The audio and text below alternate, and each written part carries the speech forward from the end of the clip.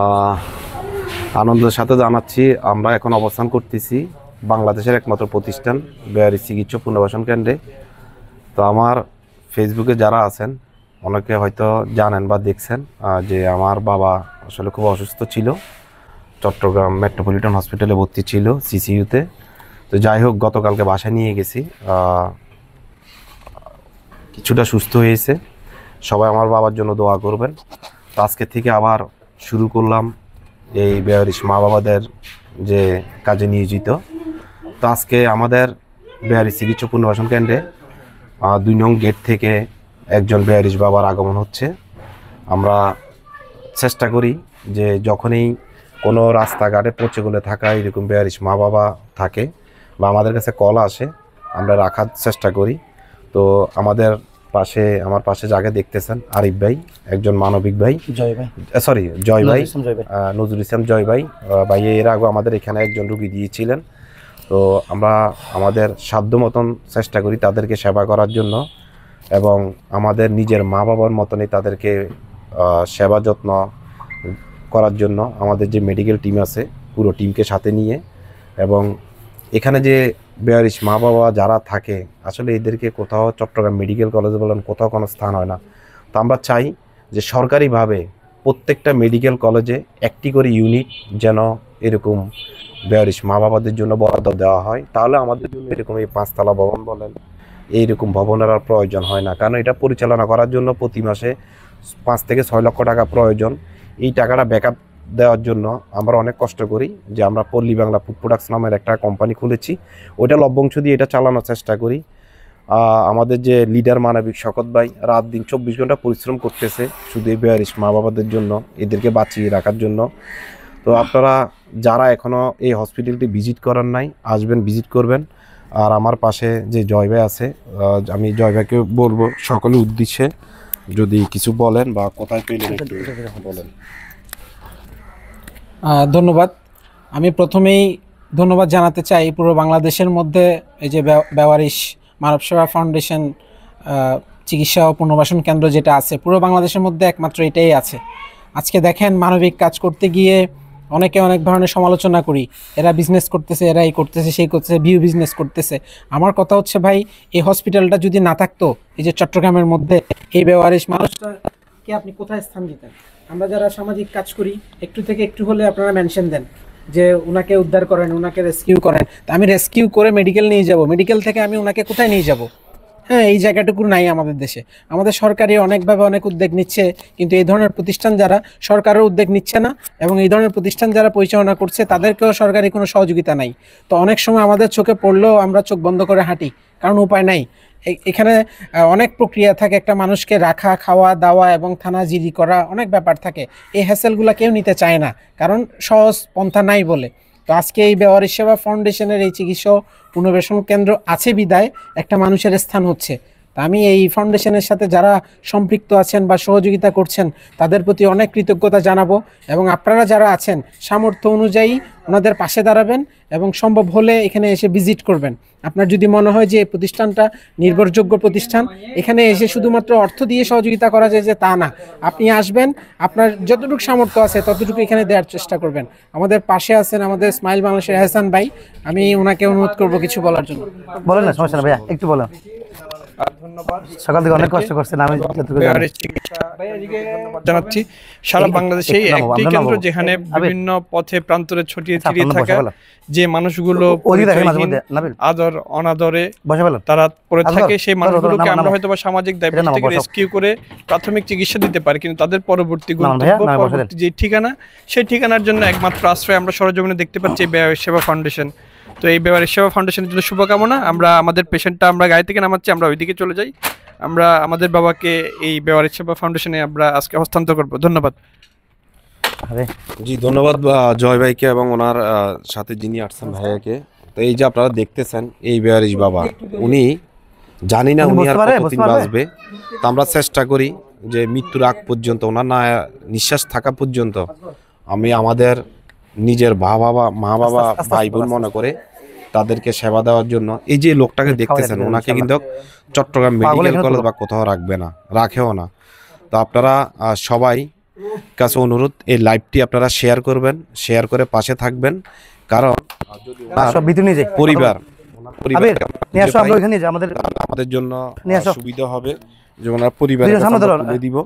তো সবাই একটু বেশি বেশি করে লাইভটি শেয়ার করবেন। আমরা জানি না যে পাটা যদি পড়ে যায় ব্যথা পাবে। ওকে, ওনাকে 2 নম্বর গেট থেকে, 2 নম্বর গেট না জয় ভাই, 2 নম্বর গেটে রাস্তার পাশে পড়েছিল, আমাদেরকে অনেকে মেনশন দিয়েছে নিয়ে আসার জন্য। তো আমরা এখন জয় ভাই থানায় জিডি করে যে প্রক্রিয়া দিন, সকল প্রক্রিয়া দিন শেষ করে আমাদের হসপিটালে নিয়ে এসেছেন। তো আমরা আমাদের এখানে সর্বোচ্চটা দিয়ে আমরা চেষ্টা করব ওনাকে সুস্থ করে তোলার জন্য। আপনারা লাইভটি আবারও বলছি, আপনারা একটু শেয়ার করুন, শেয়ার করে পাশে থাকুন, কারণ শেয়ার করলে কি হবে, যদি ওনার পরিচিত, অবশ্যই ওনার ফ্যামিলির কেউ না কেউ আছে, ছেলে বা মেয়ে বা যারাই আছে, সবাই কি দেখালাম তোমার দেখো না আজগর, এগুলো সর এগুলো সর এগুলো সর এগুলো সর নিয়ে যাও, এগুলো নিয়ে যাও কাকা। তাতে তাতে কম্বল বলো, কম্বল দেশে বাড়ি কোথায়? নিয়ে যাও, ভিতরে নিয়ে যাও। হ্যাঁ, আনোয়ারা, আনোয়ারা কোথায়? আনোয়ারা কোথায়? চট্টগ্রাম আনোয়ারা কোথায়? আনোয়ারা কোন গ্রাম বলতে পারবেন? হ্যাঁ, আমার অনেক মানুষ আমাদের এখানে আছে বর্তমানে। আনোয়ারা কোন জায়গায়? আপনার নাম কি? জয় ভাই আসেন। আপনার নাম কি? বিমল। আবির করো, ওনাকে তো ভিডিও করো। বিমল। বিমল, আপনার নাম বিমল। আপনার ছেলে মেয়ে আছে? ছেলে মেয়ে নাই? আপনি কি হিন্দু ধর্মের? আপনি কি হিন্দু? হ্যাঁ, বিমল কি লেখেন? বিমল কি? দাস। বিমল দাস। বিমল দাস। আচ্ছা, যাক, আমরা যতটুকু জানতে পেরেছি উনি হিন্দু ধর্মের বিমল দাস। তো আমাদের সাথে অনেক বাসী আছেন, ফেসবুক অ্যাড এবং আমাদের স্বেচ্ছাসেবী এবং আমাদের আনোয়ারার, আমাদের বেয়ারিশ সেবা ফাউন্ডেশনের কার্যকরী কমিটির সদস্য আব্দুল সবুর ভাই এবং সবুর ভাই টিমের যারা আছেন সবাই লাইভটি শেয়ার করবেন। শেয়ার করলে হয়তো এই বাবারকে আমরা ওনার পরিবারের কাছে তুলে দিতে সক্ষম হব। ওনার নাম হলো বিমল দাস। বিমল দাস। বিমল দাস।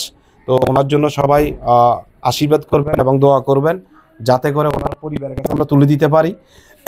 আর যদি পরিবারে কোনো নিউজ না পাই, উনি যে কয়দিন বাসে, আজ থেকে এই বেয়ারিশ চিকিৎসা পুনর্বাসন কেন্দ্র ওনার পুরো দায়িত্ব আমরা গ্রহণ করলাম জয় ভাই থেকে। আমরা চেষ্টা করব ওনাকে, এখন বর্তমানে যে অবস্থা দেখতেছেন, 1 সপ্তাহ পর আপনারা দেখতে পাবেন এই বাবার মানে শারীরিক কন্ডিশন সব কিছু আমরা আমাদের নিজের মতো করে আমরা আমাদের মেডিকেল টিম যারা আছে সবাইকে সাথে নিয়ে আমরা এটা করব। তো আমাদের পাশে আছে বেয়ারিশ চিকিৎসা পুনর্বাসন কেন্দ্রের ম্যানেজার সাইজুল ইসলাম তৈব ভাই, যদি একটু সকলের উদ্দেশ্যে বলেন কিছু। ধন্যবাদ দাদা, এবং ধন্যবাদ জানাচ্ছি আমি প্রথমে আমাদের শ্রদ্ধেয় বড় ভাই জয় ভাইকে। কেননা আমাকে গত পরশু থেকে অনেকে বেয়ারিশ মানুষের জন্য ফোন দিয়েছেন, অনেকে আমাকে বিভিন্ন পেজে বিভিন্ন পোস্ট আমাকে মেনশন দেওয়া হয়েছে। কিন্তু আমাদের একটা আসলে দুঃখের বিষয়, আগে আমরা যেভাবে নিয়ে আসতাম কিন্তু এখন সেভাবে পারি না। আগে আমরা কেউ ফোন দিলে আমাদের টিম নিয়ে আমরা দ্রুত চলে যেতাম, এই ধরনের রোগীদেরকে রেস্কিউ করে আমাদেরকে নিয়ে আসতাম আমরা আমাদের মাধ্যমে, আমাদের নিয়ম অনুযায়ী। কিন্তু বর্তমানে এমন একটা অবস্থা হয়েছে, প্রশাসনের কিছু রুলস করে দেওয়াতে আমরা কর্তৃপক্ষ গিয়ে কোনো রোগী আনতে পারবো না। কোনো ব্যক্তি বা সংস্থা নিজেদের রেফারেন্সে যদি স্থানীয় থানায় জিডি করে আমাদের এখানে দিয়ে যায়, তাহলে আইনি সকল রুলস মেনে আমরা ওনাকে নিতে পারবো। তো আমাকে যারা এই ফোন দিয়েছেন গত 3 দিন ধরে, আমি সবাইকে এই নিয়মগুলো বলছি। সবার একটা কথা, মানে সিরিঙ্গা ভাষায় বলি, গরম ভাত খাই মরম মুসখানা ছাড়াবো। একটা কথা আছে না, যে আমি একদম পথচারী ভাই, আমি কেন এই জামেলার মধ্যে বাঁচতে যাবো, কেন জিডি করতে যাবো। তো সেই দিক থেকে আমি জয় ভাইয়ের কাছে কৃতজ্ঞ এবং ধন্যবাদ জানাচ্ছি। উনি ওনার মূল্যবান সময় ব্যয় করে, এবং উনি আসলে পরে কী হবে সেটা তর্ক না করে উনি থানা থেকে জিডি করে, এই যে জিডি কপিসও আমার কাছে নিয়ে আসছেন, জিডি করে এবং ওনাদের এনআইডি দিয়ে আমাদের বেয়ারিশ হাসপাতালে বেয়ারিশ বাবাকে দিয়ে যাচ্ছেন। আমরা আমাদের নিয়ম অনুযায়ী আমরা ওনাকে আজকে থেকে আমাদের হাসপাতালের একজন আমাদের বাবা হিসেবে আমরা গ্রহণ করলাম। আমরা রুগী না, আমরা রুগী নিই না, আমরা আমাদের বাবাদেরকে নিই, আমরা উনিদের ফেলে দেওয়া জান্নাতগুলোকে আমরা নিই। তো ইনশাল্লাহ আমরা আজকে থেকে আমাদের বাসায় আমাদের বাবা মারা যেভাবে সেবা পাচ্ছে, আমরা আমাদের সর্বোচ্চ দিয়ে চেষ্টা করবো এই বেয়ারিশ বাবাকে ওনার যদি কোনো শারীরিক পরীক্ষা শারীরিক যে পরীক্ষা নিরীক্ষাগুলো আছে এগুলো করাবো। যদি কোনো আমরা রোগ বা কোনো ওষুধ ধরা পড়ে ওনার, তাহলে আমরা সেই অনুযায়ী ওনাকে ট্রিটমেন্ট দিব। আপনারা যারা আনোয়ারাবাসী আছেন একটু ভিডিওটা শেয়ার করবেন, ওনার ফেসটা একটু দেখেন, আমরা পোস্টও করবো ছবি দিয়ে। আপনারা একটু শেয়ার করবেন। ইনশাল্লাহ আমরা আশা রাখি আপনাদের শেয়ারের মাধ্যমে এই বেওয়ারিশ বাবাটার পরিবার আমরা খুঁজে পাবো বিগত দিনের মতো। আপনাদের শেয়ারের কারণে আমরা এই নিয়ে 43 জনকে আমরা ওনাদের পরিবারের কাছে ফেরত দিচ্ছি। এই হাসপাতাল হওয়ার পর থেকে 43 জন বেওয়ারিশ পেশেন্টকে আমরা তাদের পরিবারের কাছে ফেরত দিচ্ছি। কেউ 10 বছর, 20 বছর, 30 বছর আগে সে হারা গিয়েছিল। আমাদের ভিডিওর মাধ্যমে আপনারা শেয়ার করছেন বলে আমরা ওনাদের পরিবারের কাছে ফেরত দিচ্ছি ইনশাল্লাহ এই বাবাটাকেও। তবে আরেকটা কথা আমাদের মানবিক সরকার ভাই প্রতিবারই বলে থাকেন, আমরা বলি ওনার কথা, ওনারই কথা এটা, এই বেওয়ারিশ বাবাটাকে যদি আপনারা কেউ যদি রাস্তায় ফেলে দিয়ে থাকেন, ওনার ছেলে মেয়ে যারা আত্মীয় আছেন সকলের দৃষ্টি আকর্ষণ করছি, আপনারা আসেন, আপনারা মৃত্যু পদযাত্রী বেওয়ারিশ বাবাটার পাশে আসেন। আপনাদের 1 টাকা খরচ করতে হবে না। আমরা কথা দিচ্ছি উনি যতদিন বাঁচে ততদিন ওনার সম্পূর্ণ চিকিৎসা আমরা করাবো, বেওয়ারিশ চিকিৎসা পুনর্বাসন কেন্দ্র কর্তৃপক্ষ করাবো। আপনারা শুধু আসেন। শুধু আপনাদের কাছে অনুরোধ থাকবে মারা যাওয়ার পর আপনারা যেন মরদেহটা নিয়ে যেতে পারেন, ওনাকে যেন বেওয়ারিশ হিসেবে দাফন করতে না হয়। কারণ বেওয়ারিশ হিসেবে যে আমরা দাফনগুলো করি আসলে এগুলো দাফন হয় না। এগুলা মানে আমাদের মুসলিম রীতি অনুযায়ী হাঁটু সমান ওনারা মানে গর্ত করে দেয়। তা আসলে চাচ্ছি একটা মানুষ আমাদেরকে এতগুলা ছেলে মেয়েকে জন্ম দেওয়ার পরে যদি উনি বেওয়ারিশ হিসেবে দাফন হয়, তাহলে আমরা তো আসলে হাসরের ময়দানে আল্লাহ আমাদেরকে আরও কঠিন শাস্তি দিবেন। তো আমরা চাচ্ছি আপনারা আসেন, সমস্যা নাই। আপনাদের বাবা চিকিৎসা করাতে না পারলে আমরা করাবো, যতদিন বাঁচছে আমাদের এখানে থাকবে। শুধু আপনাদের এসে বলতে হবে আমাদের চিকিৎসা করার বা রাখার মতো সামর্থ্য নেই, তাহলে আমরা আমাদের এখানে আমাদের শেষ সময়টুকু অবধি রাখবো। তো আমি ধন্যবাদ জানাচ্ছি স্মাইল বাংলাদেশের আমাদের যারা বড় ভাইরা আছেন, ওনারা অনেক কাজ করে যাচ্ছেন। আগেও আমাদের এখানে অনেক রোগী ওনারা দিয়েছেন এবং আমাদের সাথে আছেন ওনারা। দোয়া করবেন আপনারা সবাই আমাদের জয় ভাইয়ের জন্য এবং এহসান ভাইয়ের জন্য। ওনারা আমি অবাক হয়ে যাচ্ছি যে রিস্কটা নিচ্ছে ওনারা, অন্য কেউ নিতে চাই নাই। 3 দিন ধরে আমাকে এত মানুষে ফোন দিচ্ছে ভাই, দাদা বুঝছেন, আমি সবাইকে থানার জিডির কথা বলছে, বলার পর সবাই মানে পিছিয়ে গেছে, কেউ আগায় নাই। এই যে আমাদের জয় ভাই নিয়ে আসছেন, আমি ধন্যবাদ জানাচ্ছি। আপনারা যারা এই রাস্তাঘাটে এই ধরনের বেওয়ারিশ পেশেন্ট দেখেন, তাহলে আপনারা একটু কষ্ট করে, অনেক মানসিক ভারসাম্যহীন মানুষ রাস্তায় ঘুরে থাকে। আমাদের ডাক্তারদের ভাষায় যেটা বলে, মানসিক ভারসাম্যহীন মানুষ যদি রাস্তায় চলাফেরা করে, চুল লম্বা, নুক লম্বা, গোসল করে অনেকদিন, তাহলে এই ধরনের আপনারা কিছু করতে না পারেন, কোনো হাসপাতালে না নেন, অন্তত 2-4 জন ধরে আপনারা ওনাকে একটু পরিষ্কার পরিচ্ছন্ন করে গোসল করে দেন। আমি শিওর উনি 50% সুস্থ হয়ে যাবে। একটা বেওয়ারিশ মানুষ, মানসিক ভারসাম্যহীন মানুষকে আপনারা যদি একটু গোসল করে দেন, একটু কাপড় পরে দেন, তাহলে উনি দেখবেন যে 50% সুস্থ হয়ে গেছে। আর যদি উনি চলাফেরা করতে অক্ষম বা হাঁটাচল করতে পারে না, তাহলে আপনারা আমাদের নিমন্ত্রণ থানা জিডি করে আমাদের এখানে নিয়ে আসতে পারবেন। ধন্যবাদ। ধন্যবাদ সাইদুল ইসলাম তৈব ভাইকে। যেটা হলো ভালো কাজের অনেক সমালোচনা হবে, ভালো কাজের অনেক বাধা আসবে। আমরা এটা কোনো পরক্ষা করি না, আমরা আমাদের কাজে এগিয়ে নিয়ে যাচ্ছি। আমরা একটা কথা বলি, আমাদের শওকত ভাই যিনি সবসময় কথাটা বলেন যে আমরা যে কাজগুলো করি এটা সৃষ্টিকর্তাকে সন্তুষ্ট করার জন্য করি, আমরা মানুষকে সন্তুষ্টি করার জন্য করি না। তো ভালো কাজের অনেক সমালোচনা হবে, অনেক ঝড় আসবে, তুফান আসবে, সেখানে আমাদেরকে টিকে থাকতে হবে। আর আপনারা এই যে সাইদুল ইসলাম তৈব ভাই বললো যে আপনারা চেষ্টা করেন না, আপনার পাশে একজন বৃদ্ধ বাবা রাস্তার পাশে পড়ে আছে, আপনি একটু পাশে গিয়ে ওনাকে 2-3 জন বন্ধু বান্ধব ধরে একটু পরিষ্কার পরিপাটি করে দেন। এটা তো কিন্তু আপনি সৃষ্টিকর্তার থেকে সেই সোয়াবটা পাবেন।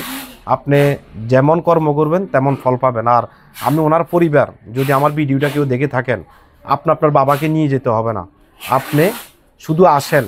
উনি মৃত্যুর আগ পর্যন্ত জানুক যে আমার ছেলে মেয়ে এসেছে, আমার ছেলে মেয়ে এখনও আছে, বা আমার বউ বাচ্চা এখনও আছে। আপনারা আসেন। মানুষ মৃত্যুর আগে ওনার জন্য কান্না করেন, মৃত্যুর পরে ওনার জন্য কান্না করে কোনো লাভ নাই। আপনার যা কিছু করার মৃত্যুর আগ পর্যন্ত ওনার জন্য করে যান। সেটা কিন্তু আপনি এখন না পাইলেও আপনি 2-10 বছর 5 বছর পর হলো সেটার প্রতিদান পাবেন। তো সবাই ভালো থাকবেন, সুস্থ থাকবেন। আর লাইভ থেকে বিদায় নেওয়ার আগে আরেকটি কথা বলি, আমরা যে পল্লী বাংলা ফুড প্রোডাক্টস যে পণ্যটি বিক্রি করি, সেটা লবংশী হসপিটালটা পরিচালনা করি। আপনারা যারা এখনও পল্লী বাংলা ফুড প্রোডাক্টসের পণ্য ক্রয় করেননি, পল্লীবাংলাবিডি.com, আবারও বলছি পল্লীবাংলাবিডি.com আমাদের ওয়েবসাইট, ওখানে ঢুকে আমাদের পণ্যগুলো দেখে আপনারা সেখান থেকে অর্ডার করতে পারেন। এই পণ্য ক্রয় করে এই বেওয়ারিশ মা বাবাদের পাশে থাকার জন্য আমি সকলের নিকট আহ্বান জানাচ্ছি। সবাই ভালো থাকবেন, সুস্থ থাকবেন। আসসালামু আলাইকুম।